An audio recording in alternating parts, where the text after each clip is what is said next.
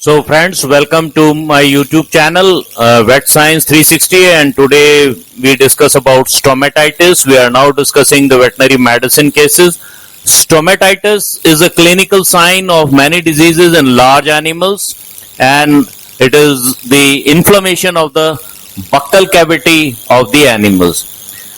Simple stomatitis can occur due to oral trauma or contact with chemical irritants. For example, horses that lick at their legs after having been blistered with caustic agents may result in transient stomatitis, right? So, stomatitis can also occur because of injury by ingestion of the awns of barley, foxtail, porcupine grass or spear grass, as well as feeding of plants infested with hairy caterpillars may also result in stomatitis, or hard grasses may result in stomatitis, sometimes causing injuries. Stomatitis can occur in many diseases which have stomatitis as a symptom. We are discussing some of them. The papular stomatitis occurs in bovine papular stomatitis caused by parapox virus, and ORF, which is a contagious pustular dermatitis of sheep and goats caused by pox virus, also called as contagious ecthyma, and there are lesions on the mouth, exterior of the mouth and the lips. And then vesicular stomatitis is the most common in cattle and all cloven-footed animals. It is a viral disease with vesicle formation in the mouth, on the legs, and the animal has too much of difficulty in swallowing, in eating food, will have fever, and will have lesions on the legs and udder. Then necrotic stomatitis can occur in calf diphtheria, which is caused by the Fusobacterium necrophorum, and in this the animal will have stomatitis as a lesion. Then this affects the calves less than 3 months of age. They may have swellings on the cheeks and stomatitis as well. Granulomatous stomatitis, also known as the Vincent gingivitis or trench mouth, occurs in human beings. It's not known to occur in most domestic animals. And then mycotic stomatitis, known as the muzzle disease or thrush, which occurs in candidiasis in dogs. It's common in dogs, and it occurs because of the candida fungus, right? Then gangrenous stomatitis, also known as noma, occurs in immunocompromised human beings where the face and lips are all affected, and it is known to occur in Africa. Then stomatitis is called fibrinous stomatitis when there is pseudomembrane formation, and it may occur in large animals.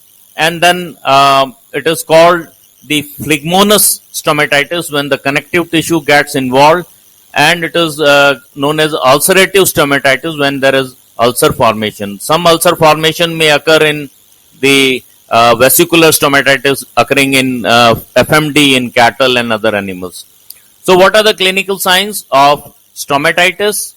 The commonly associated with clinical signs with acute stomatitis include thylism or increased salivation, dysphagia, difficulty in taking food, and resistance to oral examination. Right? These are the symptoms of stomatitis. Then vesicles and papules may form in vesicular stomatitis. For example, this is a picture showing a vesicle that is ruptured on the tongue of a cow affected with FMD. The diagnosis, we discussed the diagnosis. The diagnosis is dependent on the lesions. Oral examination may be facilitated by sedation, after which the mouth can be examined carefully with the aid of a mouth speculum and a light source. The diagnosis also depends on the associated symptoms that may appear like fever and other signs. The differential diagnoses include actinobacillosis, foot and mouth disease, malignant catarrhal fever, and bovine virus diarrhea. In all these conditions, there may be stomatitis may appear as a sign of this disease. It's not primary stomatitis, but stomatitis can occur. Epidemic diseases such as blue tongue in ruminants, swine vesicular disease, and vesicular stomatitis in horses must be differentiated from other forms of acute non-infectious or infectious stomatitis. Now, what is the treatment?